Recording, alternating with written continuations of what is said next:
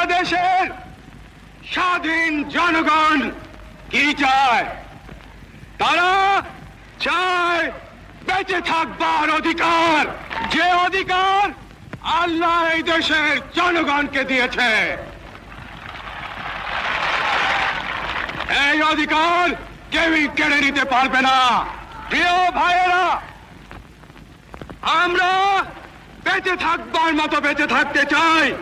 আমরা চাই শান্তি, যাতে আমাদের দেশের সর্ব জায়গায় সব লোক শান্তিতে বসবাস করতে পারে, শান্তিতে কাজকর্ম করতে পারে, শান্তিতে ব্যবসা বাণিজ্য করতে পারে, শান্তিতে রাত্রেবেলা নিদ্রা যেতে পারে।